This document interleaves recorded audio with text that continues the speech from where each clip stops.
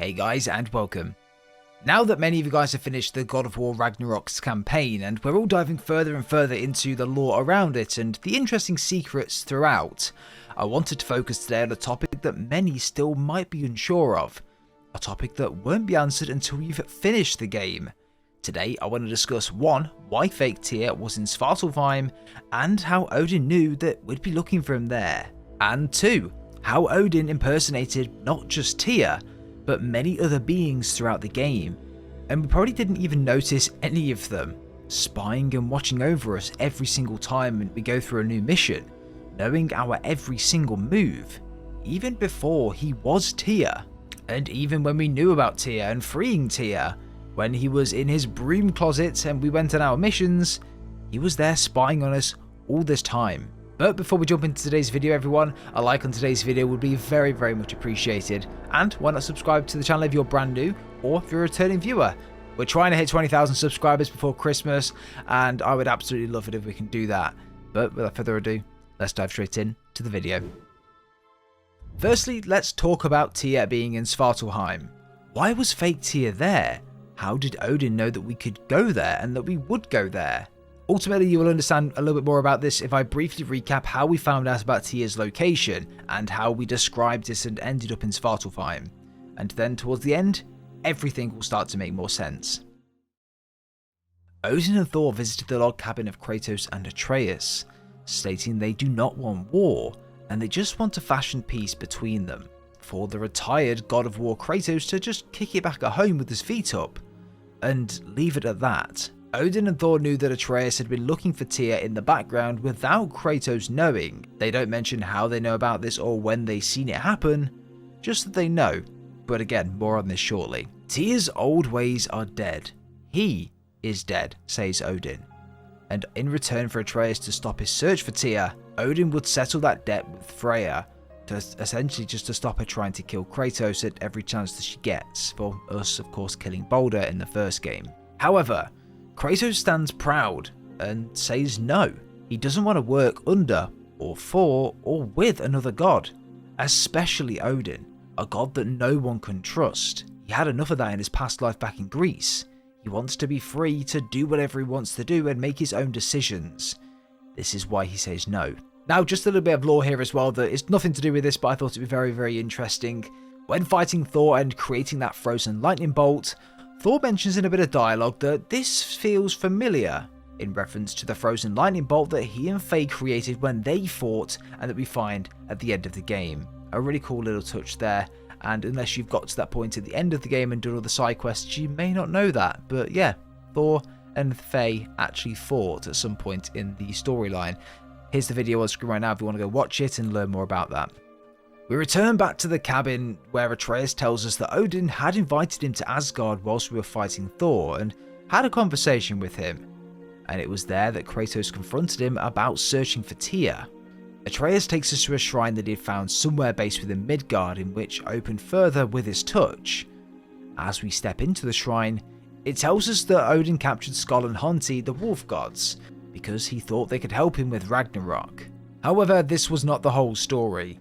The shrine also shows them towards the end that Jotnar giants in fact set Skoll and Honti free. They were both found in Vanaheim, as we see later on into the game, and we even walk past them and are the ones to set them free by rescuing and putting the moon back in the sky. A bit of backstory here. The moon was stolen by Heimdall a little bit later on into the game on the command of Odin, specifically when we went to Helheim with Thrud, and he went off somewhere just to do a little bit of a deed for Odin. And it turns out that it was to steal the moon. This meant they were both stuck in Vanaheim, and they were hibernating until the moon had gone back into the sky. Then we see in the shrine that the champion, which we know at this time is Kratos, rescues the moon and kills the boss with the moon, returning it back into the sky, which causes a solar eclipse. Shortly after, it shows a vision of Ragnarok and the champion leading the army towards them. Atreus thinks that this champion leading this army is Tyr, but of course we know that in the end it was in fact Kratos. Odin told Mimir a long time ago that he'd killed Tyr, at a time that they both trusted each other very, very much. However, one of the things we all know about Odin is that he just cannot be trusted. This is where Atreus wondered if he was really dead. or if he was just locked up somewhere all of this time. As we know, we can't trust Odin. Even if he tries his best to make you believe that, it's very difficult to be done. As we walk outside the shrine, we see drawings Atreus had made after visiting all of the shrines in Midgard, not just this single one. Inside one of those shrines, Tyr was shown to be in prison somewhere. No clue or hints as to where though. The hints inside the other shrines though mention black smoke and bleeding earth. Firstly, Kratos suggests that the prison could be in Muspelheim. However, Mimir quickly shuts him down on that, stating that Odin has no presence in these primordial realms. This is where Mimir mentions that bleeding earth sounds a lot like a mine of some sort. Perhaps the realm of the dwarfs? Their mines belched black smoke, and Odin had his thumbs on the dwarfs for a very, very long time.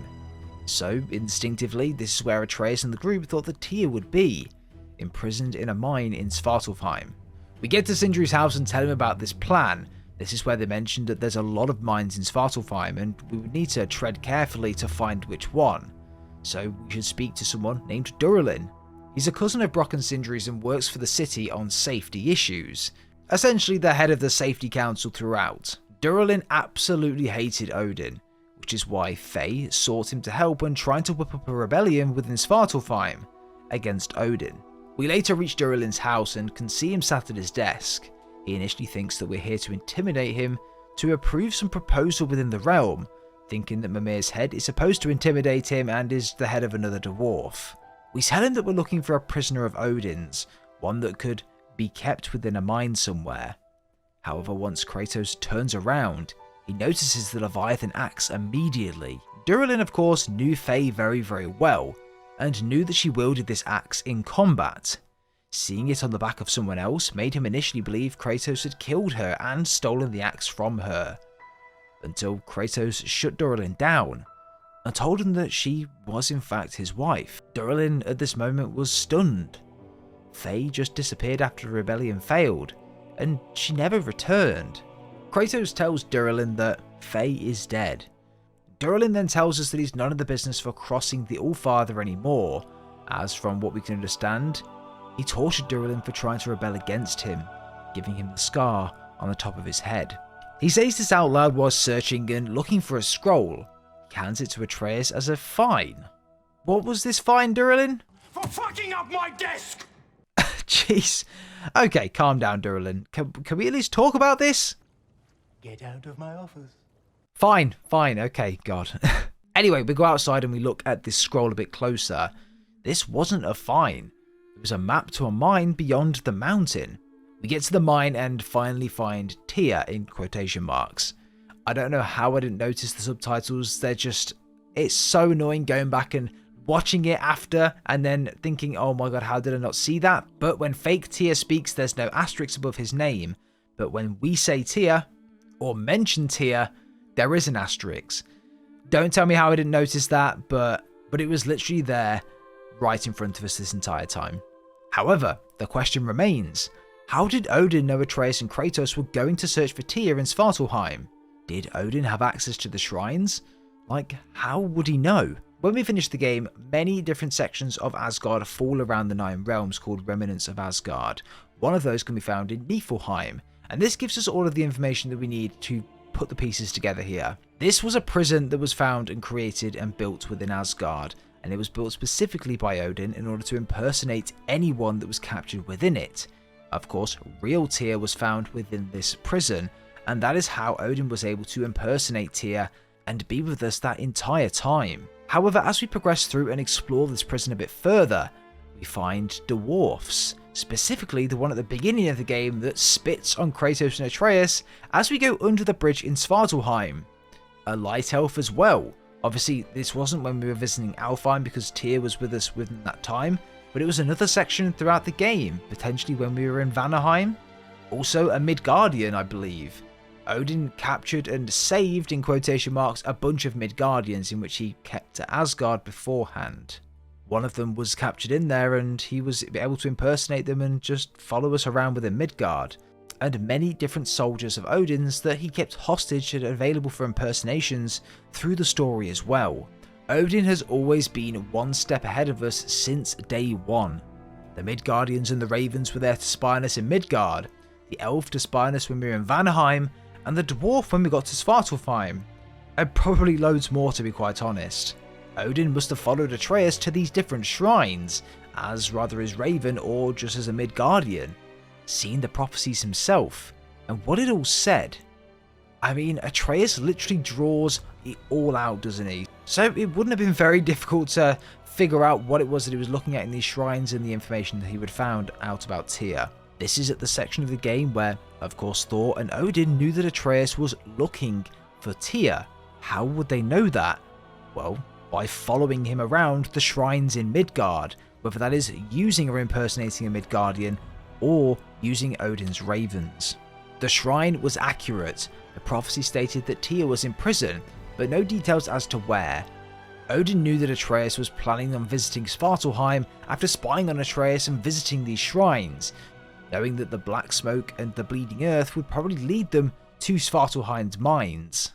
And not to mention seeing the drawings on the wall as well. Then obviously then they eventually free Tyr. Odin's with them for the majority of the game pretty much. However, when we're on our missions and Tyr is at Sindri's house, he goes for a sleep in his broom cupboard, meaning that he's able to return to Asgard or impersonate other beings around the Nine Realms, like the elves, like the dwarfs, like the soldiers or the Midgardians. Odin honestly played an absolute game with everyone. Like, this man, give him an Oscar, someone. He impersonated so many people so damn well. Oh my lord, bravo. Bravo, Odin. But what do you guys think about all of this information? Does it now make sense to you? If it does, let me know your think down below in the comments. If I've missed anything or if you have any additional theories about this, leave them down below in the comments. I'd be very interested to have a read through them. But that's going to be it for today's video, everyone. I hope you have enjoyed. If you have, just leave a like. It'd be very much appreciated. Subscribe if you guys are brand new to try and get us to 20,000 subscribers. That would be absolutely amazing. And without further ado, everyone, we'll see you all in the very next video.